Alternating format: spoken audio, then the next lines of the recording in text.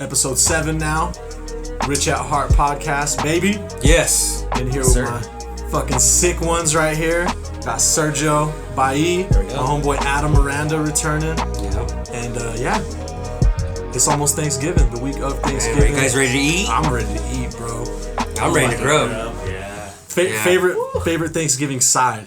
Not dish. Oh, okay. Side. That's a good question. Favorite side, bro. Man.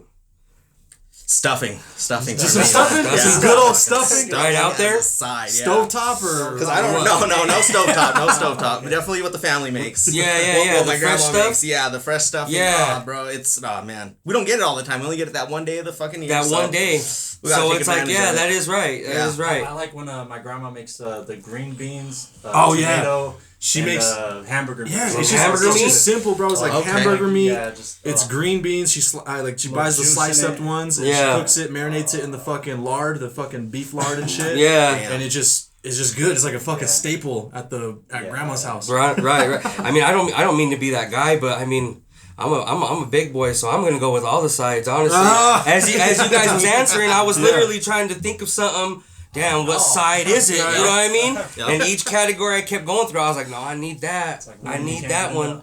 Yeah, so true, bro. Even going over to my girl's family's house, like, I gotta have the collard greens. Mm-hmm. Gotta have the fucking homemade mac and cheese. Right. Fire, bro. Right. And I love it because, like, shit, now I get the Hispanic side. I go and have, the good beans and shit. Yeah. I have, like, some Spanish rice and shit like that as a side. And I go over there and I have the collard greens. And all that goodness. So and see, and I've always wondered that, too, you know, and that's one thing I've never known. You guys know I've been around the African-American heritage my whole life. Yeah, for sure. And one thing I've always wondered is what do they do for Thanksgiving? Do they throw in, like, their greens and I bet you that's so fire. Fire, bro. Fire. Any Thanksgiving stories or anything? Remember when Jaime Angel's name drop. Okay, it's nothing bad.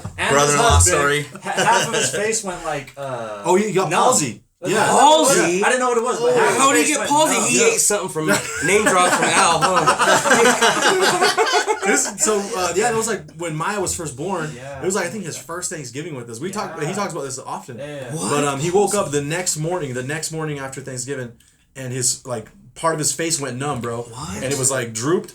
And he was, he was freaking out. Like he had a stroke or something? Yeah, something like that. Yeah. Angelina took him to the hospital. He had to go get it checked out and it ended up being, it's like a form of palsy that he had. Yeah. It was temporary. It was temporary. It went away, but still. Did it just happen randomly or it has something to do with... It was crazy. Like, he just woke up and I remember Angelina come down to talk to my mom about it. She I don't know what's going on. Like, look at him and seeing him and like, what the fuck? Yeah. Like, it was like his face, bro. Can't see without his glasses. Bro. It's a trip to see, bro. It's a trip to fucking see. What? That's crazy. Being super sick on Thanksgiving a lot of times, but any stories that y'all have? Anything that stands out? I mean, I used to love getting invited over to my dad's side of the family's house, wherever it was gonna be at. It usually was at my tia Nora's house, because it was so fun. I never really got to be around them that much every day. Yeah. So when I knew Thanksgiving for sure, I was gonna be somewhere with them, and one day, our cousin Mondo, he had just got out of prison. I don't know how long he was out for, but he was fresh out.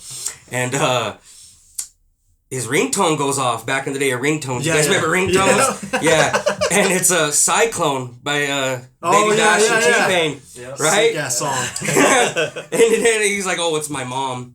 And we're like, what? Yeah. Just his normal ringtone. Then I don't know what brought it up, and I don't know if you remember, but then he talked about putting her in a Boston Crab. Or something like that. Putting in a wrestling movie. Yeah, putting in a Boston Crab or something like that. But for some reason, we played Denver that year, and of course, Denver, we got our ass kicked.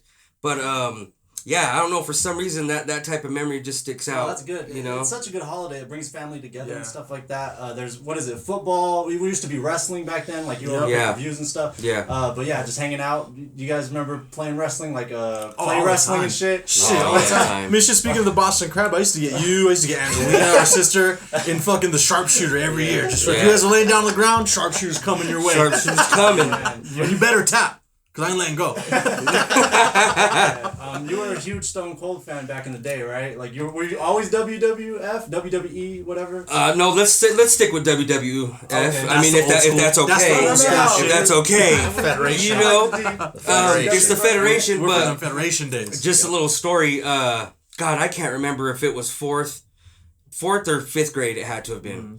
And I'm a name drop. This kid named Sean Contreras, who we ended up being friends after. Yeah. But it was recess. It was a cold day. I remember. It was a cold day. It really was though. And something had happened. He wanted to play football with us, and we didn't let him play because there wasn't enough people. I don't know. We should just let him play. And he told me, Stone Cold fucking sucks. Shit. He fucked up. And as a kid, first of all, you just said the F word. Yeah. We're at recess like, well, I'm just a kid minding my own, you know what I mean? I'm sorry you didn't get picked. But he told me, you know, I always had the t-shirts, you know, and I'm pretty sure I was wearing one, which made him say it. And I literally went up and stunnered him. And at that time, kids were really dying from wrestling moves. You know, it was serious. It was serious. So it was a serious deal. You know, the recess monitor, God rest her soul, she just recently passed. She was a sweetheart. But she actually saved me from getting into a lot of trouble. You know what I mean? So, but like that just takes me back to I loved wrestling. You know what I mean? I just my Uncle Junior, God rest his soul. I mean, I remember my mom would be going to work and it'd still be dark. So as a kid, it's early as hell. You know, like what are you doing up? Everybody's up. And there used to be wrestling on, and it would be like the Demolition Brothers. You know.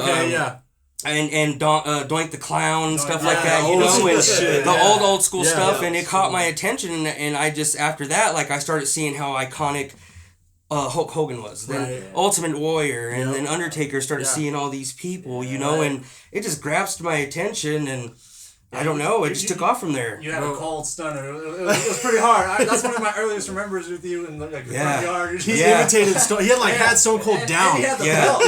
You had the skull belt. Yeah, I had the smoking skull belt. The only thing it didn't have was the snake skin on the inside because it was just the styrofoam, you know. But we didn't like. I used to have this little group back in when I was a kid, and we would they were from Marshall White, and a lot of them were just from the neighborhood, and we would backyard wrestle, and I would never, you guys would too, you know, and I would never use that belt like as a, you know, like no, it's not up for playing, but it could stay out here, you know, I even would make my mom get me the little soundtracks, you know, and you know how I had my garage in the back, I'd set the little boombox up by the window, and I'd have people pick their intro out, and they'd come walk down to the trampoline. So hard, as a kid, that's the closest thing we got besides the ring at Marshall White. The boxing ring at Marshall White. Oh yeah, tell them about the cage at our elementary. I was just thinking about that cage, bro. So I would go nuts. He has a climate. Anybody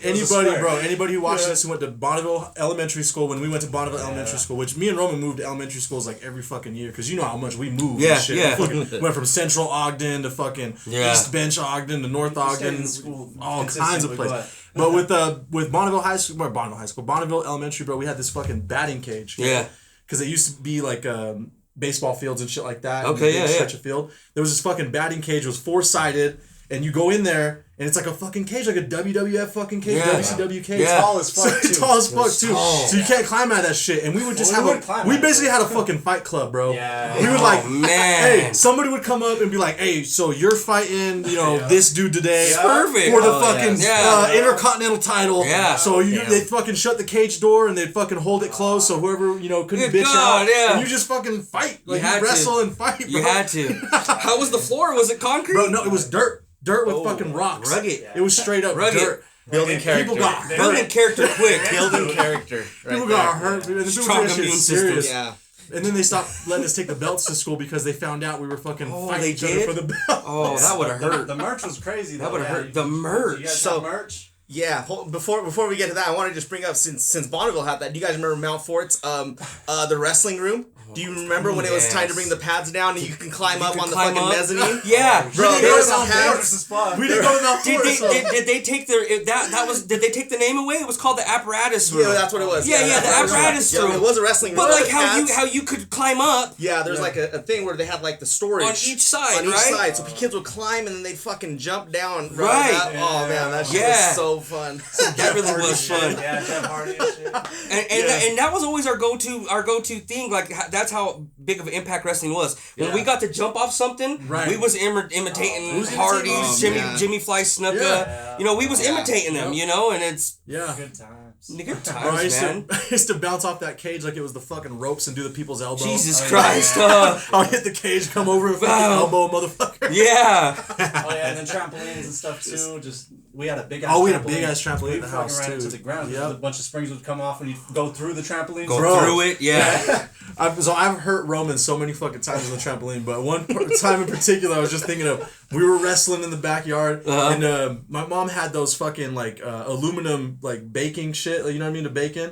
And so I took a couple out of the fucking underneath the cabinet or whatever. I was like, let's use these for a hardcore match. Yeah. So I'm fucking slamming them on Roman's head. Boom! Jesus Christ! Roman not doing anything. But I went to he slammed me or something. I was much bigger than him at the time. Yeah. And he slammed me or something. And I bounced. Do you remember this? And he caught the fucking aftershock. And I just remember seeing him go over me and into the hole because we had springs missing. The springs were gone. He went right into the hole, hit the fucking pipe underneath. Just, all I heard was ding. He's just it's all good. See, and I would have, and like in my head, I'd have been like, that's cool because that's like a hole in the ring type. You know, when Undertaker would rip through and stuff. Pull motherfuckers in. Yeah. You know, it doesn't even hurt you because you're like excited. You're like, whoa, like that just happened. You know? Yeah. Oh, shit. All that fucking adrenaline. Broke his finger one time in Vegas when we were fucking play fighting. We were about to eat. I'm like, I don't want to wrestle right now. I want to eat. And I'm like, come on, dude, like 5 to 10 minutes. Rudy just lifted me up, scooped something, and I landed on my finger wrong, and the bone was coming out and shit. Oh my goodness. It was so scary. Rough, bro, it was so scary. So his finger, the bone had protruded out of the fucking right here, so above the fingernail. Right. He was like, oh shit. I was like, are you alright? I was like, you okay? Let me see. And I just seen the blood, right? I didn't see the bone yet. Yeah. So there's just blood coming out. I was like, go wash it off. Don't tell Dad. I was like, go wash it off. Yeah. Don't tell Dad. But as soon as he got to the fucking bathroom, he said he seen the bone. Kept bleeding. And the bone, he seen the... Yeah. And so my dad heard me tell him not to tell Dad. So, of course, my dad's like, what the fuck's going on? Goes over there, sees the finger. And he comes out. What the fuck did you do to it? Fucking killed him. And this is our summer with our dad, who's now my mom and dad are divorced. So he's like, he got to be cool about this, you know? I gotta fix this fucking finger. I'm not gonna get my boys again. Speaking of merch and stuff like that, like also jerseys was a big thing and stuff too, right? Oh hell yeah. You had the biggest collection I know of. Like, God, I mean basketball jerseys and shit. Yeah. I mean, thanks to my mom, you know what I mean. It's you know she treated me good, you know. Yeah. But like I mean, jerseys was my thing. It was weird because when it came to the NFL stuff. I really didn't like going outside of Cowboys stuff. You know, I remember I owned a LaDainian Tomlinson because I liked the powdered blue, and then I had to have a Michael Vick jersey when they had changed their to their you know how clean they looked. Was sick. Yeah, so and at that time Foot Locker was even selling jerseys, so that's where I got both of those ones from. But I don't know, man. It's just even to this day. I mean, obviously I'm not wearing one, but till this day, if I'm going somewhere, I got a jersey on. It just never left me, and sometimes I see these old people around the neighborhood that are like that, and I'm gonna be like, that's gonna be me, you know. But it just whatever it was, them throwbacks, you know. At that time when we was in high school, they were bringing back. They were called the Rewind Swingman jerseys, and they would have the old school style with like a current player, you know. And God, I remember just. Wanting every one of them, you know, with the matching hat and stuff, you know, and it was just a wild time. Any merch from wrestling or whatever, just like it was who's your favorite wrestler too? Dude, okay. I don't know if he's my favorite, but the guy that impacted me the most, I'd say, was probably Conan. Do you guys remember? Conan! Do you guys remember? Hey, bro, he changed my fucking life. Hey, video too. Yes. Yeah. Bro, I'd bump his music. I'd live his fucking life, bro. Like, he was an NWO Latino. Yeah. So, bro, that whole fucking group right there. That whole thing was just amazing. Yep. A lot of, and don't get me wrong, I'm not trying to take away from Eddie Guerrero, and maybe I'm feeling like this because I really wasn't a big Eddie fan. Okay. I hated Latino Heat. I thought it was so fucking corny. Right, you know what I mean? But like K-Dog was legit real. He was really like, I would collect homies. And I listened to Little Rob and Mr. Sancho and all them, you know what I mean? But when K-Dog came out, he made me feel like it was gonna be cool to coming out in a poncho. You know what I mean? To come, you know what I mean? To come out with my shit buttoned up. Because he had that one button back to our Arriba la raza. K-Dog was it. Like I think to like like us, like people like us, you know, like K-Dog was a big impact. Bro, he was so a big true. impact. That's awesome that you said K-Dog, bro, because he's got a podcast. I listened to it. K100, shout out to K100, Keep It 100 podcast with Conan and the Disco Inferno, bro. I love that shit. I listen to that shit every episode they drop. But he was a big influence, too, to me, because he was like us, you know what I mean? He was like Mexican-American, you know what I mean? Yeah. Well, like Eddie was dope. Yeah. Eddie was cool and shit like that, but especially when he was with the WWF, it was like Vince McMahon was like, I don't know, I think for sure that Mexican should come out in a lowrider. They probably should be. Yeah. You know? Make that. It was like his idea of a Mexican. And Eddie was like, sick, though. oh, the frog splash is classic. Yeah, the frog splash is What classic. were some of the best moves? His hair was classic. Oh, yeah. Oh. Yes, that mullet was classic. We all had mullets, right? Yeah. Do we all have mullets? Yes. Yeah. I think every fucking Hispanic in the 90s had some type of tail or mullet. Yeah. Bro. Yeah. I had the tail. I had the tail. Shout out to Marshall White Pool, you know, because it took my tail from me. I went there so much. Hey. I went there so much that it dyed my tail. It dyed that orange. Yeah. And you remember Marshall White Pool was no joke. Super you know, chlorined up, bro. you could throw somebody that has COVID in that motherfucker and they'll come out clean. straight. Yeah. Fuck them 12 days. That Marshall White Pool was cleaning them. Your eyes were red as fuck. Red as from fuck. that chlorine. You didn't even have to open them Right. bitches. No, you didn't even You open them. smell the pool as soon as you walk in the doors. The front fucking doors. Pool and Mr. Lucas's burritos. I don't know who was in charge of putting the chlorine, but that shit was over chlorine. Yeah, it was over chlorined, you know. I remember they said it was because they knew kids was pooping and shit and pissing in there, you know. So, but anyways, yeah. The tail I had, it died. It got chopped off. You know what I mean from it. But I think on wrestling moves, I'm gonna go with a full Nelson. And God, man, don't make me do this. Don't make me do this, man. Let's hear it. Oh man, there's so many going on. Man, I can't even decide between Undertaker's the tombstone, the tombstone, but the original tombstone where people's heads was really hitting the mat. Oh, bro. You know what I mean? When people's heads was really hitting the mat, you know, they was trying to sell them views. Yeah, they were. We didn't realize it. It. We didn't realize Right. it. But that's why we believed the shit was real. Yep. That You know what probably I killed mean? a bunch of kids. It killed a bunch of That move kids. itself, You know, we thought necks. wrestling was real because they was really actually they wasn't half-assing it like they do now. Yep, Yeah. they were going through with that They shit. were going through with it. You know, I mean, shout out to Mick Foley. Yes. That man put his body On through the some shit line, just for our entertainment. just for our entertainment. I'm gonna get thrown off a fucking 30-foot cage. just to get asses in those seats. Bro, yeah. You know what I Just to mean? sell some ticket for Vince And McMahon. merch, you know, like, you know, merch was huge. It was huge. So never WCW? Never? We were WCW guys. What about the NWO? What about Sting? I was waiting for you guys to bring that up because I was diehard Yeah, you were. WWF. Yeah. You know what I mean? Yeah. I was strictly WWF until like the whole like NWO and DX thing happened. Right. Then I started looking at that. Right. Then Carl Malone got together with DDP. Me and mom was there. Oh yeah. Me and mom was there. That's It was Fucking it jealous. was a thunder. Robin. It was a thunder, Yeah. and we're up. You know, it was WCW Thunder. Yeah. We were up, and Hollywood Hogan and Rodman are there. Yeah. And they're fighting somebody in a tag match. And the next thing you know, I see just some tall ass dark dude step like from the crowd because you can see him stand up. Yeah. He steps He's over so the big. barricade, Yeah. and we're not in the nosebleeds, but Right. we're high enough to Yeah. where I'm like, yo, Right. who is that? Yeah. Yup.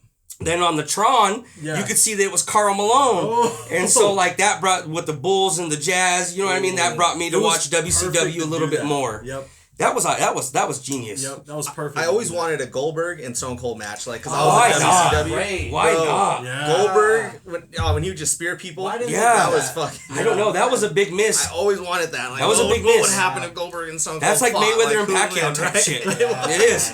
It is. Who do you think would win? I mean, bias. Did they ever fight? I mean, I lost control I when don't the think they WC did. when they all merged and Yeah, I because Sting's stopped They had a Sting's in the draft. WWF They now, had a right? draft. Yeah. Some weird I shit don't happened. even think Sting's with them. I think he's with He's with that AEW. Jericho thing. He's with Yeah. Oh AEW, yeah, you know? yeah. But Yeah. I don't think Goldberg and Stone Cold ever mixed it up. I know That Rock would've and been Stone Cold fucking did nice. like in the mid Yeah. 2000s. And I used to despise The Rock. Yeah, Because of it, I did. He was a little, he was a little And he was a part of the corporation a lot of his career when he was coming up with Vince McMahon. So Yeah. fuck Yeah, exactly. him, you know, With the fuck man. him, yeah. I love The Rock. That was my. Oh, me too. Yeah, well, you got the people's eyebrow. Like, don't get me wrong, The Rock's amazing. I follow him on Instagram. You know, he's cool as shit. Yeah. But when it came to back in the 90s and them early 2000s and it was him and Stone Cold, right. Boy, I never been on the white side so fast. I was on the white side quick as hell. I even had a little limp that Austin had when he came in. This guy had it down, like all the body. Like, he had the eyebrow, and I had the limp. He had the whole Stone Cold shit. Did you ever want the brace?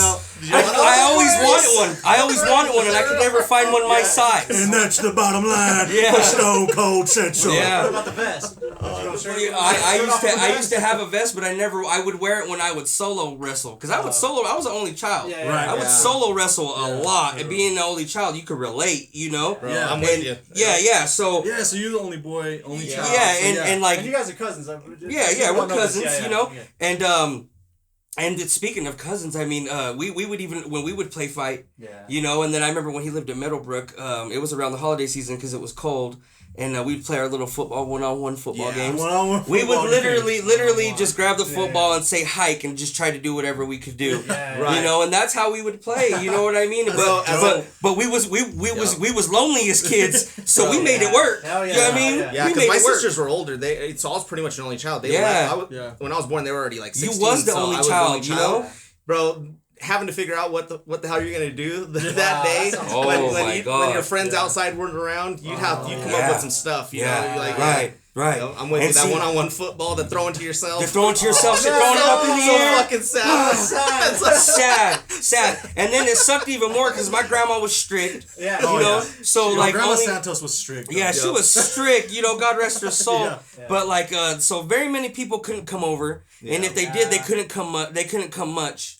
You know what I'm saying? And so, like, I'd be able to go out riding my bike around, but if they see me hanging around with the, like, people in the neighborhood and stuff, then they try to cut me off from it and stuff, you know? Yeah. But, I mean, overall, it was hard, like you said, to try to figure out something to do. Damn. Something to do. So we didn't have that because we always had each other. But we did have a lot of kids in the neighborhood. Remember, like Smear the Queer? Yeah, Smear the Queer was fun. We got to experience that at school, you know? Or Suicide? Neighbor. Yeah. Oh, yeah. Suicide? Yeah. Oh, yeah. Suicide was dangerous. That was some dangerous. Yeah. We was co-cocking the shit out of people. That's where I learned how to co-cock somebody. As soon as that ball hit him, we was boom. Pow! Motherfucking knocking out. When we used to live, like when we were living in Central Ogden, so when we primarily were like growing up, we was on like 21st and Adams, 20th and Adams, some shit like that. By the cemetery. Yeah. And the homeboys around that fucking neighborhood, like we play Smear the Queer, it would be hardcore tackling, like fights and shit. It's hard. You'd like punching a motherfucker too, like especially if somebody was a little bit older than us and they're a little bit bigger, you couldn't tackle them, so you just fucking go up and cock them up. Yeah, you'd have to do something. And then also on birthdays and shit, they'd like really like we jump each other, and you get beat the the fuck snow, up, like, with your shirt off, like what the fuck? Oh my god! So my birthday was in January, bro. So anytime we got jumped for our birthday, I was getting jumped in snow or ice and just getting stomped out. I had another home. You remember our other homeboy? I won't name drop. We had a homeboy lived down the street from us in the little apartment complex, and his older brother was like, "Hey, it's so and so's birthday. Like let's jump him in. Let's jump him for his birthday." I was like, "All right, cool, let's do it." His fucking older brother is like, "Hey, come outside, you know, everybody wants to see you, say happy birthday." He comes outside all happy. His brother hits him first. Bam! And then we all just start wailing on him, bro. And he's just laying their face first in the snow. It's just like, why would we do that for someone's birthday? Yeah. Is that just Hispanic shit? I don't know, because I think it was my Holy Communion. Holy Communion shit. Yeah. I had got my Holy Communion done, right? And I had just got a ring with my name on it. Yeah. Okay? Yeah. This, my neighbor, I even forgot his name to even name drop. My neighbor, he came over, and I don't know why I felt like what I did to him. So anyways, everybody that was there, we all held him down, and I literally pressed my ring into his forehead. Damn. Yeah. My grandma was the only one that seen it, and she, oh my God. When she seen me do it, she dug her nails so deep into my shoulder when she pulled me away. It killed the whole party vibe. We had a DJ there and everything. You know, I was just like, but why I did that, I don't know. You wanted to imprint him. Yeah, I did. So like when I watched the Rick James Unity thing, I was like, I get it. But yeah, that was pretty fucked up. That's a uniquely Hispanic thing. I feel like I don't know, being violent, just fucking beating each other up and shit. Did y'all ever get your like bike stolen or anything like that? I remember leaving bikes on the porch, bro. And then even the neighbor, they're like, "Oh, let me borrow the Born in East LA VHS and ride my lowrider bike." Don't take the Born in East LA.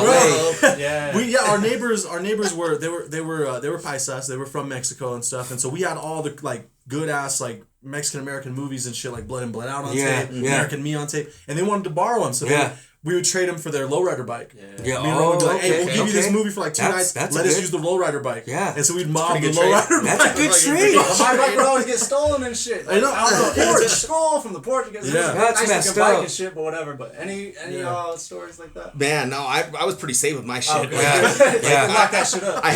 The first time I got a Haro bike, I don't know if you guys remember David Haro. He was this fucking BMX rider. So when I was into like BMX bikes and skateboards. So when I got that shit, like, no, I kept that safe. It was in the house all the time in my fucking room. No matter what. Was it like a low one too? Yeah, like the freestyle ones. When the handlebars, you could spin them. You could spin them all the way around, and there was no back. Those bikes are badass.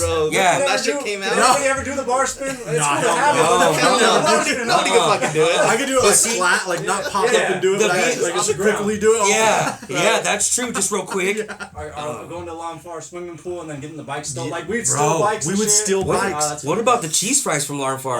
Fire! To this day, I'll have that. Great fries, bro. Let's go there. Gas station food too, like the mini logs and cheese. Yes. Simpsons. Oh my god, bro, Simpsons. That was different. That was different. You know what I mean? That was like when all these little stores and shit, I feel like they all ordered their hot food from the same damn place. Right. You know what I mean? In the 90s, we had a variety of shit, the gizzards. Yeah. You know, but Stimson's, like, they were like on their own little fucking, their ingredient type shit. Oh my god. Yeah. That little store was ahead of its time, bro. They had the 2 fucking drive-thrus. Ahead of its time, man. It was just connected. People were moving in and out. They had fucking different entrances like that. So many kids got free candy and free little hoagies because of that shit. Bro, I mean, there was so much shit going on. Nobody really could really see when the little hood kids was stealing. That they had like the best soda. I don't know what it was about Stimson soda, but it was the best there, bro. A fucking red cream soda from Stimson's hit different on a summer day. Stimson's is legendary. You're always hit different. Yeah, bro, and nobody from Ogden will know that. No. Nobody that's not from Ogden. No. I remember when I would talk to people from Salt Lake and stuff, especially as we got older and I started hanging out more people in Salt Lake. I was like, oh, we got this place in Ogden called Stimson's. Yeah. You know, mini logs with cheese. Like, what's that? We only got potato logs. They don't know what it is. They only knew the potato logs with the fucking little ass cream cheese. Like, we got these mini logs with the fucking cheese you dip the shit in. Salt Lake try it and they're like, oh, do they still have that? That shit's It's gone. And you want to know what's crazy? Yeah. And I got to know about a week before they closed. But down the street from Grandma Bebe's, they had that little Mexican restaurant that's always been there, in and out, different people. Yeah. Okay, well, there for a minute after Stimson's had closed, they a Mexican lady had the recipe from Stimson's and was making the hot food there. For real? I found out a day or a week before they closed. I was so disappointed in myself. So disappointed in myself. Damn. And I got to try the mini logs and cheese. The cheese was a little different, but the mini logs was still there. Was still there. Mini logs was so the little good. tray with the foil on, bro, and he popped with that the little, foil. pull it out. I used to get a little Slurpee with it. Yeah. Right after school. Yeah. Send it. Send it. And I was so old that I remember it's a Pollo place now, but across the street was Arctic Circle. Oh yeah. Yeah. The most horrible kids meal toys. Horrible kids meal toys. Nobody wants flashlights. Easter baskets. Horrible fucking toys. Arctic Circle. What about public school food? What do you guys miss from there? Oh, like Sloppy Joe. The mashed tails and gravy with like with the ground turkey. They say it was that turkey was hitting. Those little cute turkeys. And call me crazy, my grandma got mad one time, but them casserole enchiladas that they made. Oh yeah. I told my grandma one time, I was like, yeah, those are good, grandma. You should try to make those. She was so disappointed in me. What are you talking about? You know, those are good, grandma. I know what you're talking about. Bro, the mashed potatoes were hitting. The mashed potatoes were hitting, and you get the little roll too, and then you just like scoop the roll. Into the mashed sometimes it even be a wheat roll, and I'd appreciate it. Yeah, I'd appreciate it. You get the top of that roll. And then it's like I got a little perfect little scoop to it, and you scoop. And this would be the time that you'd be getting that meal too at school. Yeah. You scoop the mashed potatoes in that, and you eat that shit like a sandwich. Like a mashed potato sandwich. What was the recreation that we went to after school program or during summer? Right? Oh yeah. During summer we'd go to. It was just a fucking summer program because we. Where was it at? We're at the school. At that time we were living in like off North Street. So it was like a North Ogden fucking after school program. Community type shit. Yeah. Okay. Yeah. Shit. Yeah. It was cool though. Met a lot of cool people and there you got too. lunches from that too. Yeah. And shit like Yeah. that. Yeah. Tampico. The Tampico. It's different. The kids. It's your lungs. The kids at the center when we get our during the summer program and shit, when we get our free meals, we throw the Doritos in the sandwich, you know, and I don't remember who it was. I don't know if it was a name drop, Akeem Floyd or who, but it was like, yeah, that's like having bacon strips in there. And it never left my mind after that. Never left my mind after that. You know what I mean? So I'd be like, yeah, let me get this bacon up in here. Yeah. Ain't nothing but some Doritos. I wonder if they even do that shit anymore. The summer lunch. Before COVID they did. Yeah. Before COVID they did. Yeah. Oh, that's dope. Can you go as a parent and be like, oh, let's get you a lunch, and you really want to sneak some off your kid? Or? Some of the cafeteria ladies that be there, because it still be some of the cafeteria ladies that are doing it. Right.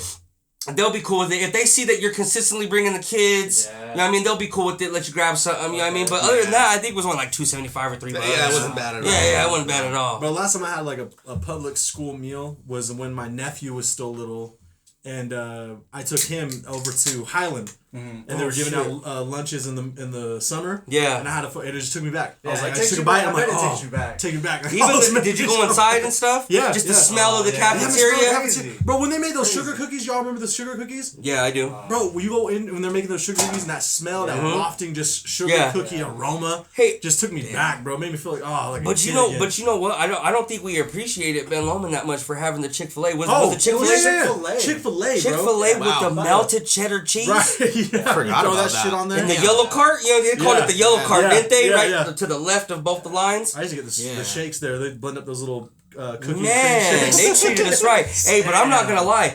I was that kid where as soon as the lunch bell rang, I was damn near running. I was that kid. I was that kid. Shit, you know what I mean? I wanted to know what we got. Yeah. Okay, so I'm gonna bring up a question. So like having kids going into like public school and stuff like that. Do you think that, I don't know, since your name transfers to their name, do you think that they're gonna be treated the same, or like the teachers will remember you, or like I don't know? That's a good question. It's different because like my son is going to a way different school district than I went to, right? Yeah. I kind of wish he was going to, and for different reasons. Yeah, okay. Because the school district that he goes to now, I mean, he goes to Weber. We had him in Davis County, but now he goes to Weber School District. But there's just not that many minorities. Yeah. You know what I mean? Yeah. And so it's difficult for me to send him there because he's black, and there's a few other black kids there, and they kind of like hang out and link up and stuff, but they don't have that same like presence that like we had when we were going to inner city schools. Right. There was a bunch of Hispanics, there's a bunch of African Americans. You know what I mean? So I wish he had that experience. So I mean, that's not gonna the name. It was really diverse when we went. If you think about it, it was diverse as hell. I appreciate it. Yeah. The name's not gonna transfer so much because I never went to those school districts. You know what I mean? These kids won't experience the school experience that we did. The field trips. Not even speaking of high school, but field trips. We was always going on field trips. Yeah. You know what I mean? Then you get back then what we had Columbine, but now you getting so many people shooting up schools. You don't even know if the kids are safe to go to schools. Blow up Weber High School. Right. And I got a nephew-in-law that was going there about it, you know, that was going there at that time, and I mean, come on now. Right. We wasn't thinking about that. No. You know? They're doing it to be like kind of infamous. Yeah. Right. I mean, trying to earn a name. You know what I mean? It's crazy because it's like being a gang member, but in a different form. Right. You're trying to gain a name off some dumb shit, you know? Off some dumb shit. And it's crazy. They won't get to experience like the diversity. You know, like when I went to high school, we only had problems with the Mexicans from Mexico, the scraps. Yeah, I mean we that's the only one we getting along with. But there was even some that I talked to. Yeah. You know, Hoovy, God rest his soul, he was one of the kids that died on that hill that was driving fast. Oh yeah. He was one of the I'll call him a Sureño because I won't disrespect him, but he was a cool cat. You know what I mean? But I talked to everyone. I didn't care if he was a goth. I didn't care who you was. I talked to everyone. You know, and if you had a problem with me, then that was on you. As a matter of fact, because we went to fucking Highland where there's very few minorities at the time that we went, I became a fucking skater. And at that time, man, you know what? Okay, let me talk about the skater era. Yeah. Can you guys believe? I don't mean to switch gears here though. Can you guys believe? I had I'm not kidding you. Charizard hologram. Oh, that was big. That was big. Big. Yeah, you got that today? Bro, I had two. You guys ready for this? You got that today? You guys ready for this? Yeah. Hold on. Gotta get a little. You guys had that shit today? Heebie-jeebies? Yeah. They just came around and they was buying cards and stuff and They was real big at buying Pokemon cards, and they didn't have a Charizard at that time. And I would just go in there and show the dude off my cards, and he was cool with me and show me what little shit he had. And Mr. Rags. Mr. Rags, it was like a skater / urban store in the Ogden Mall. They had boards, blindside boards. Well, you remember the little blindside goblin looking dude? Yes. Yeah. Well, they had him coming out with the royal blue bandana and a Dickie outfit. Oh, it's sick. And they had the matching wheels because like they were promoting it. They had it hanging from the ceiling. They were promoting it tough. I went and traded my Charizard card. No. I didn't even know how to. I didn't even know how to fucking ollie. Oh shit! I went and traded my Charizard card for that skateboard. What? I had to hide that skateboard in a bush close to my house because I knew my mom was gonna ask, "Where'd you get that skateboard from?" You know what I mean? Yeah. And my mom didn't like when I do like reselling stuff. She never liked that. You know, she's like, no, you keep it. You know. And so I remember I had to keep that bitch in a bush, a house away from my house for like a week, and then on 28th Street too. Yeah, on 28th Street was on off of Lincoln. But see, some fucking bum could just find. But see, good. But I knew the little spot. I knew the little spot. You reminded now. Yeah. Speaking of malls and stuff, like, you guys remember the half pipe inside the mall? Over at Newgate Mall, blindside. And we could talk about the basketball court that was inside. Oshman's. I used to go there and shoot all the time. Just man, and then they had the mini one right behind it. Yeah. They had the little golf thing too. Just go fuck around. Hey, that was a different time. It was a different time. These kids ain't gonna experience that. Y'all gotta experience it. Yeah, so Oshman's, it was like literally, it was a sports store, kind of like a Big Five on steroids. Yeah. You know, and what I mean on steroids is like in the basketball aisle, you have your little basketball equipment and stuff like that. Then they had a little indoor mini half court, and then a little court for the kids. Yeah. You know what I mean? Let the kids go do their thing. They had the balls available to go do. Nice too. If you go to the golf area, they had the little green screen. You could go whack the ball. You know what I mean? You go to the baseball one. You had the little 3D thing. Bow. You know what I mean? The foosball, any tennis. You wanted to try out their product, and that's what it really was. You wanted to try out any of this product, see how it fits while you're running through the shit. You know what I mean? Like that's what it was for. But the shit was cool because it gave us something to do when we went to the mall, not just walk around. You know what I mean? Not just walk around. That was so fun. We go bust a sweat at Oshman's real quick. Busted some jump shots and shit. That shit was legendary. Quick one-on-one game. Then they had the KB Toys on the other end. Oh, yeah. Toy stores? Toy stores in the 90s? Yeah. Oh, nothing like it. Nothing like it. Bro, Power Wheel. Power Wheels, like nothing like toy stores in the 90s, man. You go there and they had like every section was a different set of toys. Like you got Lego section, you got WWF section. You got like all kinds of different shit, man. Yeah. And I don't know if you guys know this, but you guys know how big of a toy collection I had with wrestlers, Power Rangers, Ninja Turtles, you know, you name it. I had a wide variety of them, you know, and like dumbasses, we opened them and fucked them up and hit them with, you know what I mean? Fucked them up and shit, you know? They were for. Like there's that Netflix episode about the toys and stuff. Oh, yeah, I've seen that shit. I swear to God, I'm looking at all them toys and I'm like, the Ninja Turtle, had it. You know what I mean? The little Ninja Turtle band that shot the pizzas and shit.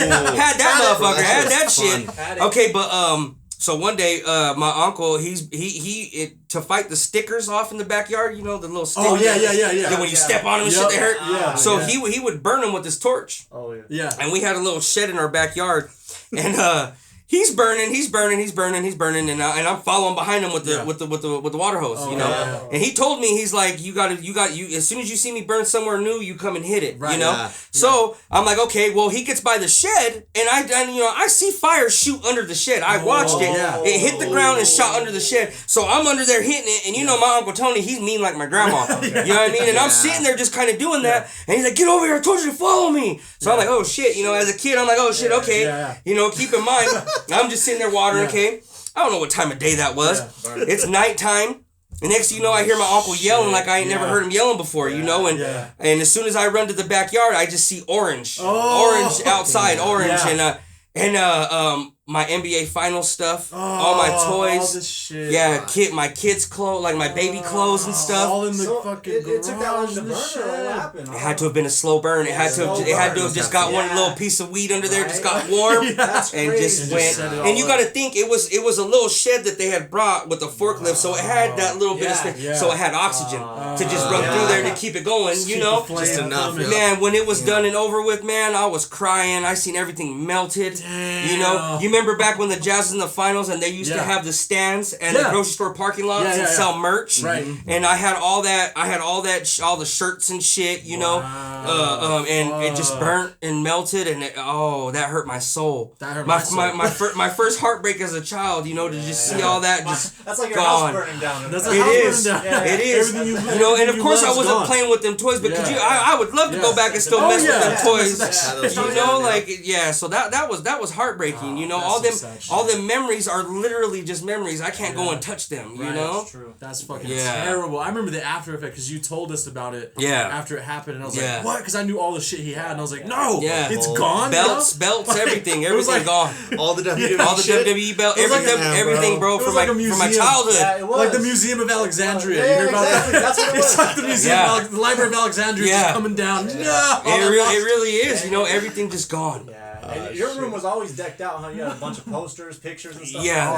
I feel like we moved so much, so I didn't really hang up a lot of stuff. I liked your room a lot. Yeah. Your room was sick. I liked my room because of the way the ceiling was. Yeah. You know how it was like, like molded with how the roof actually looked. Dude, that shit was dope. Yeah. Yeah, that's what I liked about my room. But yeah, you know, I had the West Coast stuff, Cowboys and Jazz stuff up and stuff. And just being a kid was just great. Yeah. It was just great. It was great. Bro. I'm sad at where. Don't get me wrong. You know, like being an adult. You know, it's cool. You know, but like a kid. Yeah.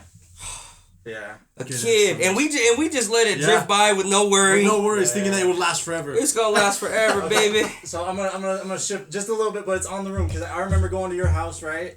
And you had like a computer. You're like not one of the first, but one of the people that had a computer, right? Yeah. You'd have like NBA fights and shit like that. Like viral shit before viral shit was happening, bro. Dude, and if I could even say, you had some fucking crazy shit on that computer. You would just show me. Where the fuck were you getting this? LimeWire shit out? How did you get involved? If Sergio had a fucking channel, like if that shit was like relevant, like you had a fucking website.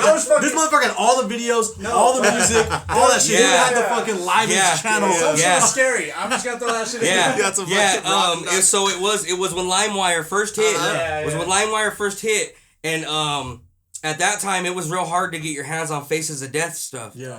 You know, it was real hard to get your hands on Faces of Death stuff, and that West Side Story DVD or something like that. That's like that. Yeah, my friend had bum fights too. You know, and I mean, I'm a kid. You know, I'm still weird to this day. You know what I'm saying? And I remember the first one I found was this Arabic had his boot on this Russian dude's head, and he started poking his neck with the samurai. And we're just seeing it bare and everything. And as a kid at that time, you know, we didn't, you know, nowadays you go on Instagram and you go see Young Dolph hand hanging out the window, you know, RP Young Dolph, you know what I mean? But you see Nip go and get shot, you know what I'm saying? So it's normal to see now, but back then, seeing somebody actually like dead, that shit was different for a kid, you know? But I had all that, man. I had all the music, all the remixes, every old school song you could think of. I mean, man, and you know what? I never even caught a virus. That's dope. Computer went slow. A little slow.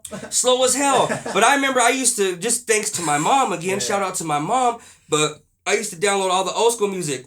Yeah. You know, and I would just sit there and put the speakers by my window just like I would when we'd wrestle and just let it bump. Let that shit. You know what I'm saying? Just let it bump. Imagine if your mom would have like knew the shit that you had on that fucking computer, because I wasn't allowed to watch Faces of Death. Yeah, I always I had to go to another room when they watched Faces of Death, and I'd be like, what the fuck are they watching? I want to see that shit. Find out when you watch that shit or whatever. I think DVDs and shit. I was like, why are you watching? Somebody gave me either the VHS. I think a friend gave me the VHS or the DVD or something. I had it on, and my mom came down to see me watching it. She's like, what the fuck is this? Like, some dude was getting Fire Squad, like, you know what I mean? Like, executed by Fire Squad. She's like, what is this? And took that shit from me. I was like, it's not mine. Don't take it mine. I gotta give it to my friend. I gotta get it back. And do you think, like, I don't know, just by the way we were raised and stuff like that, because, like, our families were in, like, kind of, I don't know, how do you say it without saying it? Like, some criminal shit, you can right? say it, yeah, you can say it. Some criminal shit. Yeah. And and plus our parents, when they were together, they would fight and shit like that. Yeah. So do you think it was kind of like a little normal or something? Or like, kind of, it wasn't super normal, but you know what I mean. But it's just the difference in like the culture we're brought up in, right? And our parents were young parents, so they were doing what they had to do to take care of us. And you know what I mean? Shit, doing what they weren't supposed to do. They were young parents, so they still had the mentality like, hey, I want to have fun, I want to kick it with the homeboys, homegirls. Also, I got to provide for these kids. Right. They can't fucking work a full on 80-hour fucking job plus kick it plus get the money they need for their kids. You know what I mean? So they have to turn to what they had to do. Right. That's just how it was. Yeah, it's just how it was. You know, and I mean. It is what it is. It took me a while to catch on to what was going on and stuff like that, but even then it just, it sucks. Like I'm thankful for everything that I got, but that time that my mom had to go away. It's the freedom. That shit's what changed because when that happened, because kids nowadays, they don't fear their parents. No. They don't fear their parents. And me, I feared my mom. I feared my mom. I feared my mom. And when she left the prison, that's where my life went different. Yeah. You know what I'm saying? That's where my life went different. And it was because I didn't have that fear. Yeah, don't get me wrong, grandma was scary, but grandma raised me, so I already knew grandma's wrath. Yeah. But I only got to feel mom's wrath every now and then, and I didn't have to worry about having to deal with mom's wrath. Right. So that's when I just kind of, it is what it is. I'm just going to go and try this and do this. Yeah. And which led me down the road that I went to, and that hurt my mom, and I was addicted to drugs, heavy drugs for about 3.5 years, and that hurt my mom and stuff. And like I explained to her, like from 0 to 18, that was all you. I graduated high school, you know what I mean? Wasn't involved in no gangs, no, nothing like that. And when you left, you know what I mean, like that was all me. That was all my doing, and it's crazy too because my mom never, even though she was living that life, she never showed me anything. Yeah, all I ever seen was money. All I ever, and she would be like, what? She'd be like, why, mijo? Why'd you do it? I never showed you any of that. You know what I mean? And I said, no, mom. You did great with me. You did great with me. I said when I told her the age that I started doing bad, and I told her, I go, that was my decision. Right. I knew what these tweakers was running around looking around. That was my decision that I made. Yeah. You feel me? But coming this February, I'll be 6 years clean. So I'm good. I'm good. Yeah. I just want to say too, watching you graduate high school, that motivated me much to graduate. Thank you. You're 3 years older or whatever. Right. Now that just motivated me. Like, he can do it. I'm gonna do it. Yeah, and I never knew that. I never knew that. Yeah. Because we came from the same place. And it was like, damn, like Sergio got his diploma. Like we gotta fucking get in line. Yeah. It's like he came from the same place we came from. You know what I mean? It was different because we had older homeboys and shit. Yeah. But we had grown up with Serge. We knew where he was from. And shit like that. So it was like, okay. He did it. We got to do the shit. Right. You know what I mean? Our other cousin who was involved and stuff like that, he graduated too. But I was like, oh, maybe because our aunts, they've graduated. Right. They got such a good influence on I don't know what the secret was, but then we were so close to you. I was like, damn, I could do this. Right. Exactly. Yeah. And that's where it was at. You know what I mean? And to that nature, I wish it would have been like vice versa, because after high school, it felt like such an achievement that I really didn't do nothing much after that. Okay. You know what I'm saying? And I wish I would have had like Adam be my age and I be Adam's age and see him go to college and do what he did, then that would have probably pushed me more to want to do that too, because when I didn't know that you guys felt that way about me graduating, but like nobody, and my mom's side of the family too, nobody should have told you. Maybe we should have said it. And you know what I mean? And I mean, it's just the way life works. But I mean, I'm living good now, and it's great to be around you guys. You know what I mean? Yeah. It is, because I never thought I'd be here when I was fucking up. Yeah. I really thought that was it when I was fucking up, 135 pounds soaking wet, doing shit that I never would have done in my life. You know what I mean? Like, like I was a person to be like, if it was time to fight, it was time to fight. But when I was living that life, I was wild and rough. I was not the same person. Yeah. So like to be sitting here with you guys and doing this, I never thought it would happen because all that went away. Yeah. You know what I mean? Nobody contacted me no more, and a lot to do with me too. You know what I mean? I'm only gonna contact people that I'm living the life with. Right. But it's a blessing to be doing this. I'm really thankful for this. Sure, this has always been one of my things I've always wanted to do. Yeah, we just gotta say we love you. That's Yo, I love you guys too. It's always been all love. Yeah. How'd you get clean? Like what? So I went. So let me tell you the story. So I go to grandma's house. I ain't been home in a week. Mm-hmm. Go back to grandma's house. She tells me, "Mijo, they're looking for you." I said, "Who's looking for me?" She goes, "The cops came looking for you this morning." And I had just gotten into some shit at Mavericks with some dude from Salt Lake. You know what I mean? Like some serious shit that I can't even speak on right now, you know? No. Yeah, and so I was like, damn. And she's like, yeah, mijo. She's like, I'm not saying that you can't stay here. She's like, but they might come looking for you, you know? Yeah. So I hurry up, I showered. I hit the door. As soon as I hit the door, I see a cop coming from Grant, and I'm going towards Marshall White, and the cop's coming like this. Yeah. You know what I mean? And then once he passes me, I see headlights coming around. Oh, gotcha. So I take off running. Right. You know what I mean? I'm high as a kite. I take off running. I cut through Marshall White. I could have kept hitting fences. Something told my high ass to go underneath the Jeep. Right in the back of them little gray apartments across the street from Marshall White. Right. The one farthest to the right. I could have kept hitting them fences, boy. Yeah. I'm 135. I'm out of here. I'm out of here. Yes. I got stamina. Yeah. So I'm up in here and I'm just sitting there. You know what I mean? And the cops is all. I don't know where he's at. I don't know where he went because I cut through the apartments. You know what I mean? And one of them was knocking on the doors like, no, nobody's here. You know. And they're like, he had to have been jumping these fences. Mm-hmm. So they start to take off. Well, one of them starts checking underneath the cars. As soon as they start checking underneath the cars, I put my hands out, you know what I mean? Yeah. And I'm like, hey, I'm right here, you know? They come out, they fuck me up. You know what I mean? You know what I mean? So then I had a little bit of sack of some dope on me, you know? And it was all powdery, so at that time, you know, I was hoping it was all cut because they were about to test it, you know? Yeah. It came out that it was you know, it was what it was. And so, when I went to court, the public defender wasn't really doing shit for me. I told the judge, I was like, look, Your Honor, I was like, I know you don't have, this is honest. Yeah. I said, I know you don't have my resume in front of you. Right. I go, but I'm not a fuck up. Right. You know? I go, I graduated high school. You know what I mean? I wasn't involved in no gangs. Yeah. You know what I mean? Like, if you just give me my time, I'm going to go just straight to the dope house before I go to my mom's house. Mm-hmm. You know what I mean? So you got to give me some help, Your Honor. Mm-hmm. You know what I mean? Like, that's all I'm asking for. You know what I mean? I don't have no other felonies. And what I was looking at was a felony. Right. And he was going to send me, he was going to send me to fucking Utah State Prison for a year for some dust. That's for some dust. Yeah. Literally, like Yeah. What the? A year? That would have changed your life, bro. Oh, bro, that's when I said, no, I have to talk to him. I have to speak to him. You know what I mean? Because the public defender wasn't trying to do nothing. Yeah. And he looked me dead in my eyes, and I don't know, I didn't see what he was looking at. You know what I mean? But he had to have seen that I was being dead ass serious. Right. So he told me, he goes, okay, well, I'm going to give you drug court. Yeah. If you don't finish drug court, you got to go do that year. Yeah. But if you finish drug court, I'm going to take that felony from you. Yeah. You know? So it took me, I think it was like 14 months to graduate. Yeah. So I graduated, you know what I mean, and that's where I'm at now. 14 months. That's not easy, bro. That's not easy. It wasn't 14 months. I bet that shit was fucking. It wasn't. It was grueling, but I really accepted the.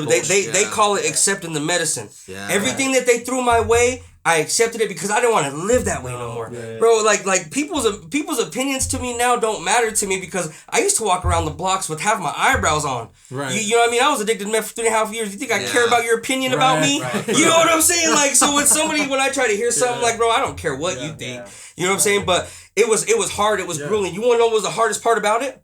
I was at Mom's house. Oh yeah. Weaver Human Services was 2 blocks away, across the street from Second Baptist. Yep. Every fucking class I went to, I'm walking past houses that smell like meth. Yep. I'm walking past tweakers that I know. Yep. Every class that I go to, like I even told my counselor, like you don't understand what I gotta get to get here. Where you're at. Like I told her I'm 2 blocks away. Like you can see my backyard from your window. Right. You know what I mean? Like that's a test to your strength, though. It was. You know. It was. So you were out during those 14 months. When I was out. As soon as they released me, I was in jail for maybe like 3 weeks, and then once I got okayed to drug court, they released me, and they just you know what I mean? Yeah. Just let me do my program, and if I would have messed up, then I bet the stats of people completing that shit is low. Bro. You want to know something? From what I know, I'm the only one from the graduating class. 14 years of staying clean, of like going hard. How long did you go hard for? I went hard for about 3.5 years. Yeah. 3.5 years of just hard. Well, that was 3.5 years of meth. Yeah. That's not counting cocaine. Whatever, yeah. You know what I mean? That's what got me onto the meth. Yep. You know what I mean? But like 3.5 years of that hard meth, and shit, man, it's different. Yeah, it's different. At first, it's fun. Yeah. You know, but until it's not. It's not, and you motherfuckers can't even notice what you look like. You know what I mean? So that's why. Now, don't get me wrong. Now I'm trying to check my health and shit. Yeah. But like, I love being fat. Yeah, I love being fat, boy. When I was skinny like that, that wasn't cool. Yeah. That wasn't cool. I know what you mean though, because like now you feel healthy. You know what I mean? Like you're fat, but at least you're not. You're in control of that. Like you know. Oh yeah, like, you can change that if you wanted to. You know. Oh what I mean? yeah. Where you were going through some shit where like you just were losing who you were. Yeah, definitely. So definitely. I was losing who I was. Yeah. And so, I mean, and I mean, I'm still here. Still got the same personality. You know what I mean? Like, thank God, I'm still here. Shit. Because you know what I mean. Cheers to that shit. Yes, sir. I love y'all. Yeah, love y'all too, man. Because not too many people make it from that shit. You know what I mean? There's still people who are they don't in that shit. Family members that or never came out of that shit. And I mean, I don't mean to be cutthroat. And I'm not gonna name drop, you know what I mean? But that's why I don't have sympathy for ones that are still living that life. Yeah. It's like, you know what it is. You know, and if I made it out, I know for sure anybody can make it out. Anybody, because boy, I was sleeping in motherfucking garages. Right. You know what I mean? I was shit, man. Mom made me sit on the porch on motherfucking Thanksgiving. She made me sit on the porch until she said, once you see me go in my room, you can come in and get a plate. Yeah. But I'm not gonna see you like this. Yeah. Do you have a funny story like of being just fucking on a mission of doing some wild shit, being on a fucking sick one, like yeah. So yeah, it's I'm leaving. I'm about to name drop. No, I'm not about to name drop. Yeah, not on these ones. So I'm leaving the house. Yeah.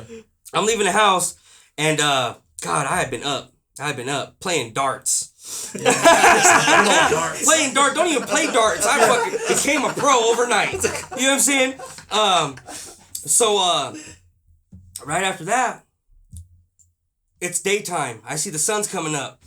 There's this other chick there that's just been weird and quiet. Yeah. You know? Mm-hmm. So she's like, hey, I'm gonna scrape all the dust out of my pipe if you scrape all the dust out of your pipe. Yeah. You know, and I'm like, oh, all right. You know what I mean? She's like, we're gonna take a hot rail. And a hot rail is you basically get like a glass pipe, you know, like a crack looking pipe, a straight pipe, and you get it real hot. And whatever dust or whatever line you have, you take it like a line. Like a line through the nose, but it has to be hot. Crazy. Okay? So I took mine. Yeah. I'm zooted. Ready to go. It worked. Woo! Woo! You know what I mean? I'm like, yeah, let's go. So then this bitch going to take hers, and I noticed that she only keeps the pipe hot a little bit. Yeah. And I didn't know who this girl was. Yeah. She only has the pipe hot a little bit. Right. Keep in mind, it has to be burning like a dab. Right. So she goes to take the hit, and it doesn't evaporate into smoke. It stayed liquidized and hit her nose. Oh, what the fuck? Yeah. Melted her whole side of her nose. Shit. Screaming like a horror movie. No. A horror movie. Oh no. And I'm high as shit. Cat got my tongue. Yeah. You know what I mean? Cat got my tongue, and I'm just like the screaming. You know what I mean? You know what I mean? I'm like, what the fuck? Yeah. So I go. I run out. And I run out. I'm tripping. I'm like, I didn't even know what to tell her. You know what I mean, what do you want me to call? I'm gonna call the ambulance. Fuck yeah. Go jail for your nose. So I'm like, fuck it, let's go. You know what I mean? I just took my little fucking issue. Let's get going. You know. So we get going. Next thing you know, I see, and I'm not gonna name drop. I see this dude that I thought we was cool. Right. You know what I mean? And he's like, hey, what's up, Serge? And I was like, oh, what's up, bro? Yeah. He's like, hey, let me talk to you real quick. Yeah. I go to give him a little handshake, and when he pulls me in, this dude cold cocks me. What? Yeah. I don't even know till this day. Till this day. Keep in mind, this is about 15 minutes, literally about a cool 15 minutes after this bitch melted her nose off. Yes. So I go in there and go, what's up, Serge? Come and give me a little handshake, pull me in. As soon as he pulls me in, I feel knuckles on my chin. What the fuck? I drop. Of course I'm dropping. Hey, what the hell? So I'm sitting there on the floor. I'm trying to get up. This motherfucker got me smooth. You know what I mean? And I'm getting up, and I'm sitting there thinking like, what? Why would you even? Until this day, I don't even know. I don't even know what the hell happened. He probably didn't even know either. He was high as shit too. That or there could have been like some jealousy from back then, and you know. Right. Just float over. Maybe see me. You know, like at my lowest point or something. Yeah, exactly. And I didn't know. So that happens. You know. Yeah. Damn. That happens. I'm feeling ruthless. I'm feeling ruthless. Right. You know, I'm feeling ruthless. The plug comes by. We're at the house that I'm at. The plug comes by. And then this idiot's pulling out all kinds of meth. I'm feeling some type of way. Mm-hmm. Yeah. I'm feeling some type of way. He's sitting there. Next thing you know, man, I need that dude in his fucking forehead and take Take everything he had. Take everything he had, man. I was a fiend so bad I didn't make a fucking dime off that shit, boy. I was gone. It was yours. Gone with the wind. You know what I mean? Gone with the wind. But I never that motherfucker like. Yeah, but see, I was a different type of drinker. The cops around my neighborhood knew me. Yeah. I'd be at Marshall White at 3 in the fucking morning. You know what I mean? There was one time a cop pulled up on me and I told him, I was like, look, officer, all I got is a pipe on me. Yeah. You know what I mean? It's right over there in my little bag I had. You know what I mean? You know, every little druggie has a bag with them. Yeah. You know what I mean? He said, I'm not here home. I don't got nowhere to go. You feel me? I'm right down the street from the house. You feel me? I'm just shooting. I'm walking around with the football. You know what I mean? With the baseball mitt. You know what I mean? That was that type of tweaker. You know, but yeah, I'm happy to be here. No, we're happy to have you, bro. Yeah, happy to have you. Good thing you got out of there, and it only took 3 years of your life, bro. Because other people fucking 15, still in it, bro. Many years. Years. I mean, so lifetimes of it. Like Rome said, that's a testament to like who you are, bro. Like your spirit. You know what I'm saying? Yeah. So like, thank God for that, bro. Hell yeah, man. I'm thankful to have you here. Hell yeah. On the podcast and shit. Yeah. You know what I mean? So like, rich at heart for sure, bro. That's some rich at heart shit right there. That's some rich at heart shit. Right there. Yeah, it's a fight, and it still is a fight. You know what I mean? Still is a fight, but shit, I got it in the bag. Good. They say not to think that way, but when you know, you know, I got this in the bag. Experience. Too much more to lose, right? You know, too much more to lose. Your kids probably. Were you like around? I mean, were you around? Because you probably had your daughter around that time, right? Yeah. So like, was it hard to go see her, bro? Like, I mean, I would imagine that it was hard. It was hard because I really couldn't be there for her financially. Yeah. And believe it or not, the only way that I was there for her is taking her to school, and I'd take her on my beach cruiser. Yeah. You know, I had a little beach cruiser I'd cruise around on, and that's the only way that I was there for her, and it kills me. Right. You know what I mean? But, you know, it is what it is. You know, but at least she was there to do even that. Yeah, because even that goes a long way. Because, I mean, shit, like, you know, y'all know. I mean, I know Adam has a unique situation, and I respect that. But, like, our dads just weren't there for a lot of that shit because of... Like, our dad was incarcerated for a long time, too. He couldn't be there for shit that we needed him to be there for. Yeah. The separation from our mom and stuff like that. And he moved out of state and stuff. Right. So, I mean, the fact that you were even in that moment of weakness, still doing something to be a part of your daughter's life, bro, that speaks volumes. Still be there, Speaks volumes, you know what I mean? Yeah, and it's still a struggle to this day. You know what I mean? It is still a struggle to this day. You know what I mean? But I'll eventually make it right, you know? Yeah. I believe in it. Yeah. So everything else is pretty. Now that you've gone pretty clean 3 years, like you probably had to mend some relationships. I'd imagine, like with your mom and shit. Mostly with my mom. Sure they can respect that though. Like with my mom, you know what? I remember one time we was just sitting there. I'm sorry. You're good. But I was just thinking about it, all the shit I was doing when I was coming home and shit. You know, just real quick throwing attitude and tantrums and shit I throw just because I wasn't high. You know, and.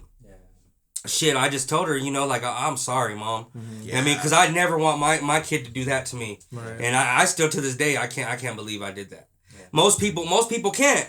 Yeah. People that knew me, when they see me, they was like, the fuck? You know what I mean? Like, hell no. You know, I was at least a motherfucker expecting you'd be hooked on meth. Yeah. You know what I mean? So it was different. You know, it was different. And it hurt that I had to make my mom and my grandma see me go through that. And I lost my grandma. My grandma didn't even get to see me graduate after drug court. Oh, yeah. She didn't even get to see me graduate, you know. And my counselor was real scared that I was gonna like relapse and shit, you know. Yeah. But thanks to who I'm with now, you know, Anjanette, and she helped me keep my mind right without even knowing that she was doing it, you know. And so I respect her a lot for that, you know, because when my grandma was gone, I didn't feel like I wanted to get high. You know, most people, because my grandma despised that shit. Yeah. She despised it, you know, and that kind of what keeps me going. Yeah. Like, you know, I would hope that she's looking down. Yeah. You know, I would hope that she's looking down. As I get older, my beliefs tend to bend just a little bit. But, you know, I hope that she's looking down and seeing that I'm doing this shit now. Right. You know, I'm doing this shit now. Yeah, for sure, bro. That's crazy. But still, like, a testament to who you are as a person and shit like that. Yeah, like, strong. You know, it hurt me when people would, like, bring you up when you were going through that and shit. Because, you know, you're family to me. Right. You know what I mean? And so I would just, like, ignore it or just wouldn't talk about it. Right. Because it was, like, talking about almost like a past loved one. You know what I mean? Right. And... when you come out of it and stuff like that, I was like, okay, cool. There's the Surge I know. Right, like, right. There's the motherfucker that didn't never quit when we played fucking basketball. Right. Never quit when we played football. And that's like what that. it was. That's and what he it was. didn't quit. Like, you didn't quit through that shit. You came out of it. Yeah. And it was so reassuring to me that, like, this is the motherfucker I knew since I grew up. Like, he didn't submit to this shit. Right, right. You know what I mean? And there was a point in time where I even, you know, when your mom was staying around the corner from your grandma's house. Yeah. You know, Rudy gave me some pants. Yep. Rudy gave me some pants. You know what I mean? And dropped me off at Ben Lomond. Didn't even question it. You know what I mean? Didn't judge me. I had a lot of friends that judged me. Yeah, I mean, I did. I had a lot of friends that judged me during that high, and now I don't hold no grudge against them.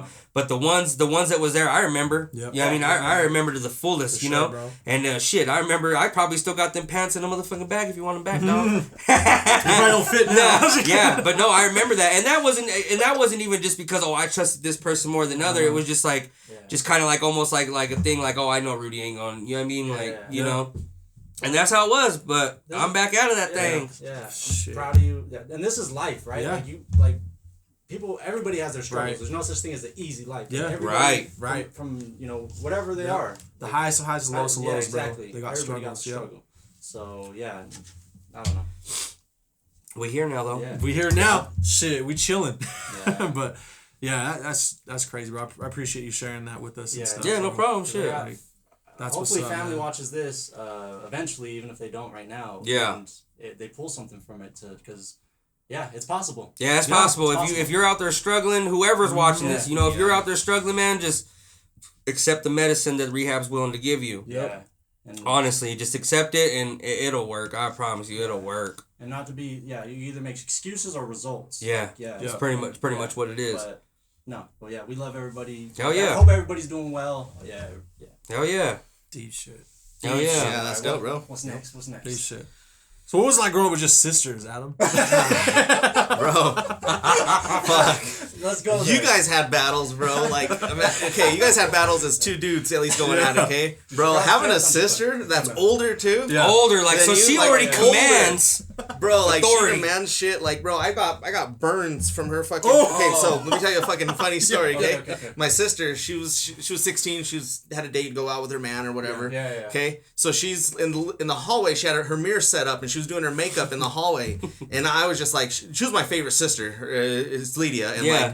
You know, because my other sister was already out of the house. So right. So it was just her. Yeah. So it was just I didn't develop that bond with her. But with Lydia, like Leonard. She was in the living room getting ready, bro, and I was like mad she was going out because I wanted her to stay. And Pissed. we would always watch movies together, or do something together. And so I was fucking throwing shoes at her. Okay, throwing fucking shoes while she was getting ready. So she ended up messing up. She had her curling iron on, and she was like curling her hair, bro. And I fucking threw a shoe at her. She lets that shit go, bro. Grabs my hand and fucking. Bro! I saw the fucking scar right here for her fucking. Was Thea pissed? Cooking my hand, bro. Oh my god! Was it sizzling? Bad, like a fucking mocajete? Yeah, bro. Oh my god. That's fucked up. I had my hand wrapped for like a month or so, bro. Like, she's like, I don't know why I did that to you. And to this day, like, she feels bad because of that. Reaction. Shit up. It was just a reaction, bro. I don't know, like, just a when fucking... you get angry, shit like that happens. Yeah. We have an older sister, too, and I remember, like, she had boyfriends and stuff over. She's supposed to be babysitting and stuff. Right. Yeah. But I could relate a little bit, like, there's some... Right. Fuck this guy. Now I have, like, little cousins that'll come and fuck with me and shit when I was, like, in high school and I had a girl over or something. Like, that right there, I knew how she felt. You knew what it was, like, little shit, get the fuck out of here. It was instant karma. You know what it is, bro. Yeah. So it's That's pretty funny. Yeah, I didn't. My sisters was my grandma and mom. So you know what I mean. Those were my sisters, and that was I grew up with girls too. Yeah. And that shit was rough. Shit was rough. I don't know, something about growing up with girls though. Like I don't know. For us, maybe it wasn't just the growing up with girls though, but like I don't know. I feel like we had to develop like this sense of like kind of I don't know, like a sensitivity towards women in a way a little bit. Yeah. Like so. Like, you know, I don't hit women. I don't hit women. Yeah, you know what I mean? That's never been on my resume. Because it's happened in our family and stuff like that. Yeah. But it's true though. I mean, when you get raised by them women, you got a different type of of like feeling towards that. You know what I'm saying? You see them go through shit. Right. Like, you know, you hear some stories and you're like, damn, that's fucked up. Like, you know? And I don't know, maybe Yeah, maybe that's why. Like, I never. Because I'm sensitive like my mom. You see me just tearing up on that shit. I'm sensitive like my mom, and sometimes I don't like it. I don't like to be sensitive like that. I don't want to watch. Good, though. I was just watching Grey's Anatomy new episode last night, crying like a bitch. It's just good for the soul, but. Oh, go ahead. No, like it's true though. We were all raised pretty much by women. Mm-hmm. We all was. In our circumstances, around mine and yours and Serge's here, it was because like our fathers at that time. We've spoke about it so much, but it was just the culture at that time. Like if it wasn't working out, they had to distance themselves from the situation. You know what I mean? So they distanced themselves. Like Adam, I always respect his situation and stuff. Mm-hmm. All he had was his mom. Yeah. You know what I mean? All he had was that motherly love. But at least he had that. Because we all had our motherly love in our lives, our whole lives.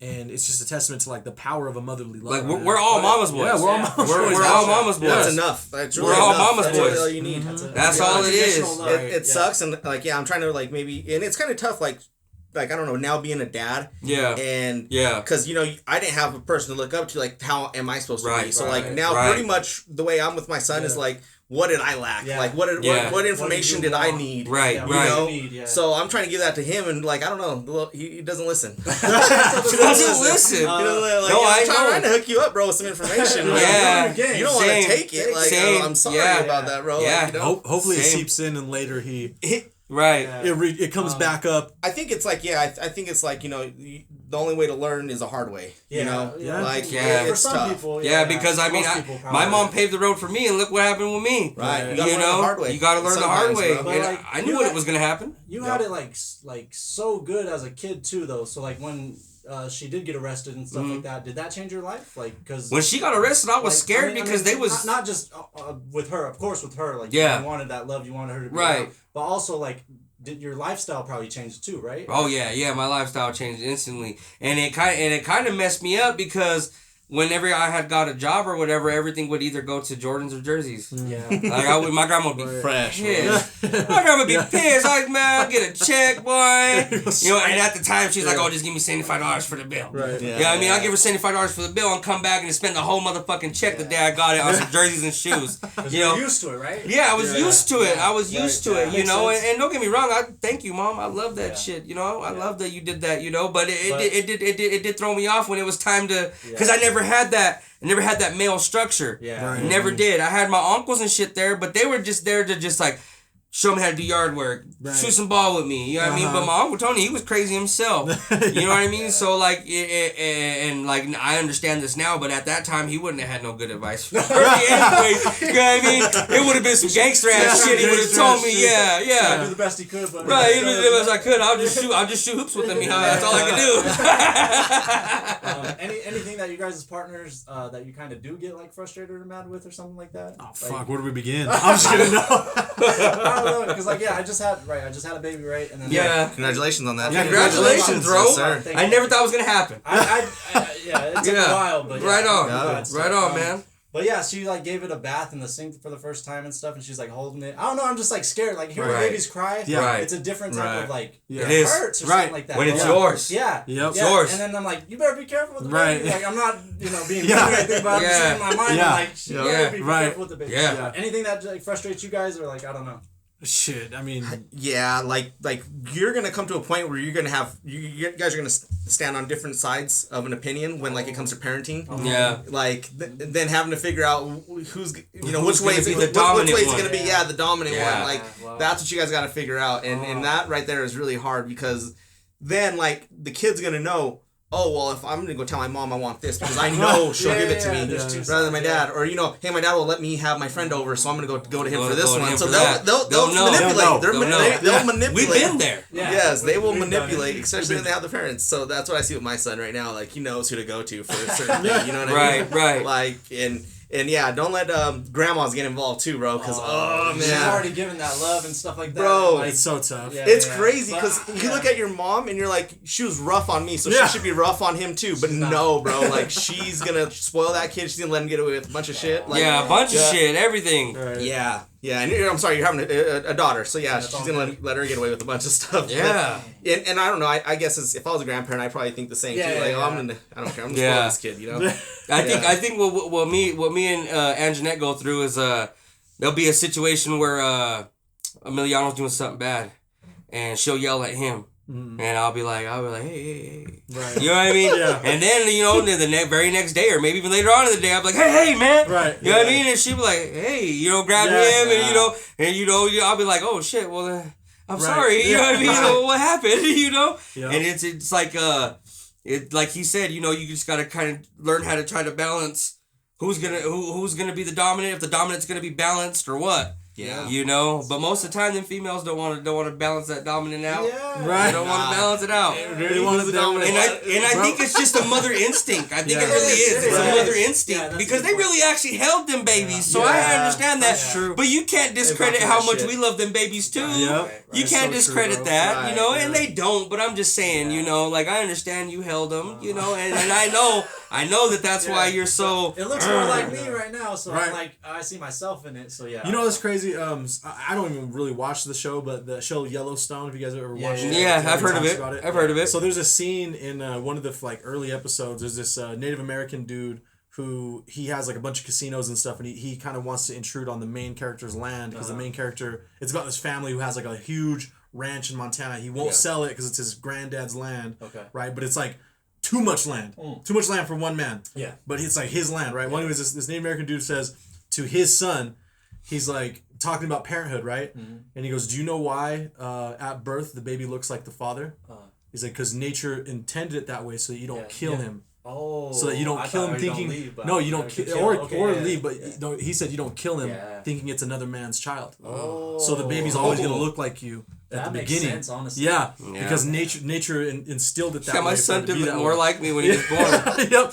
And so she's gonna look like you for a good long time, and probably for hopefully her life. not forever. Just kidding. It's funny because I see a lot of me in my kids, but then I see their mom too in certain aspects. And then as they start to get older, like Royce, my son, he's already 10. And his personality, I see he favors a lot of his mom's personality. Yeah. You know what I mean? Yeah. In certain situations when he reacts, I'm like, that's exactly how your mom would react. Yeah. That's exactly what your mom would do. Bro, that's exactly how your mom, that's exactly what your mom would say. It makes you cringe too. You're like, why'd you do that? Are you serious? You got that from her? And then you adapted that? Come on. And then when going back to the dominant thing, when he does something that I know that she would do in the same response, and then she freaks out on him or something, I'm like, yo, check yourself. Because you would have done the same thing. Yeah. So have some empathy for him. Because I'm trying to have empathy for him in that situation. Yeah. And then the mom's like, no, this and that, and then you realize it's her parents, how they raised her versus your parents and how you were raised. You know what I mean? Yeah. And that's you got to find common ground between that.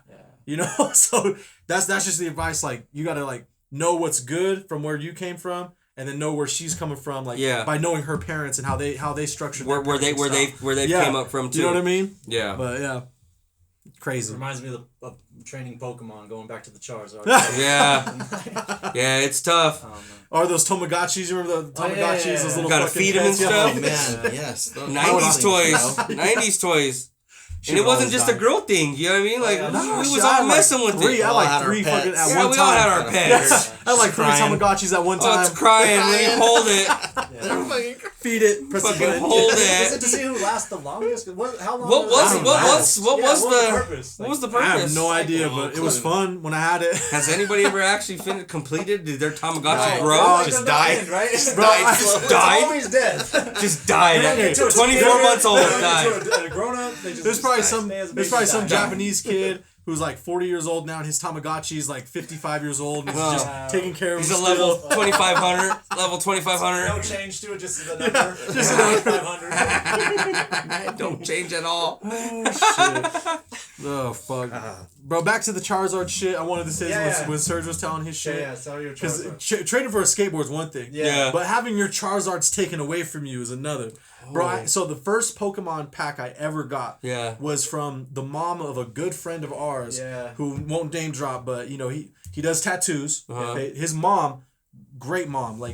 She was a single mother too, raised him and his sister. Phenomenal mom. Yeah. And she'd have us over all the time and shit like that. But she bought us our first Pokemon booster packs. Because we had just gotten into it because he got into it. And it was a booster. Bro, it's little booster packs, right? Yeah. So she got one for me, Rome, our friend, and then another friend. I think it was 4 of us, right? Yeah. He pulled out a hollow. He pulled out a hollow. He's like, oh yeah. Yeah, he was explaining hollows to us, right? I think it was like a Machamp or something. He pulled out a hollow. The friend, Gyarados, the friend of the and mall. he's like, oh, it's a hollow. Like, do you want to get these because you know this and that? Yep. I opened my shit, bro. Charizard. Yeah. A first edition Charizard. Look at the dragon. Yeah, and I'm like, whoa, and he he's freaking out. Roman's freaking out. The other friend's freaking out. I'm like, oh shit, like this is so cool. Like I don't know what it is, but I love it already. Yeah. You know what I mean? So I kept that fucking Charizard, and then I pulled another one in the mall. So during Christmas, probably that same year, like 96, 97 or something.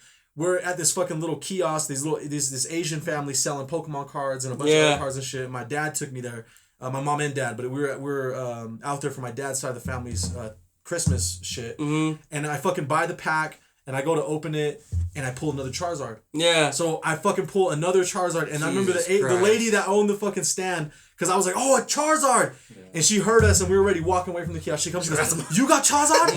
You got Charizard? She said, she's like, I'll give you $150. I'll give you $150 for that Charizard. Yeah. And my dad's like, $150? Like, he's tripping out. Like, it's a card. Why the fuck do you want to pay me $150 to my son for a card? You know what I mean? And she goes up to like, oh, $200. I'll give you $200 right now for the Charizard. And I didn't want to give it up. Yeah, I was like, I was like, no, I want to keep the Charizard. And she's like, I'll give you like 205 different boosters, 5 other boosters, you know? And for the Charizard, I was like, no. My dad's like, why wouldn't you take that? I'm like, no, I want this Charizard.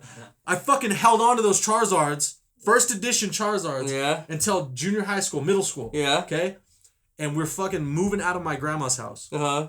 I forgot my binder. I had all my fucking Pokemon cards in a binder, bro. Oh, God. Tell me why, and I still bring this up every fucking year that I can. Yeah. She threw it away. Yeah. She threw the cards away, bro. She was feeling some type of way. She threw the cards away because she was feeling some type of way. Yeah, and I remember going back and asking about them because I was like, oh shit, my cards are like in that binder in my old room. Like, oh, I wonder if she kept them. I go back and ask her. She goes, oh, I threw that away. It's junk. You don't need that. Yeah, you don't need that stuff. This is like maybe 2003, maybe 2004, something like that. You know, it was before high school, so like 2003, 2002. She's like, you don't need that stuff. You know, that stuff is this and that. And I'm like, no, like I loved those Charizards. We need it. Fast forward to today, and they're worth like $150,000 each. Damn, maybe more now. Yeah. Crazy. Really wanted to get like a tattoo of Pokemon when we were like. Yeah, when I was coming of age. Like, I want to get a tattoo of Pokemon. I'm like, that's stupid. It's gonna be a fad. It's gonna die out, which it did, but then it comes back. And then it comes back for real. For real. He's always gonna die hard. Yeah, always die. It's crazy because everything that I ever liked in my life, I've always liked it. Still like it. Yeah. Even wrestling. I still watch wrestling. Yeah. I fucking wrestled. Adam went to my first show. Yeah. Adam was at my first show when I did pro wrestling. Yeah. But like everything I've ever liked in life, I still liked. Like I just liked it all my life. You know what I mean? Yep. But it's funny because I remember speaking on that. I had a homeboy who we all know, won't name drop, but because he went to Bonneville Elementary with me through junior high school or middle school with me and through high school with me, and I got a fucking Pikachu beanie. And this was after everybody was done with Pokemon. They were done with it. I got a Pikachu beanie because I still loved it and I wore it. And he called me out on it. He's like, "Why the fuck are you still wearing fucking Pokemon?" Fucking you know, and this and that. But then he came out. He comes out of recess and he's like, "I'm sorry for what I said." He's like, we were all into it like 6 months ago, so I get it and stuff. I get it. I took it off, crinkled it, and just like throw it to the side. That's fucking Mom, that beanie's stupid. Why would dumb, Mom. You get mad at your mom for buying it. Shit.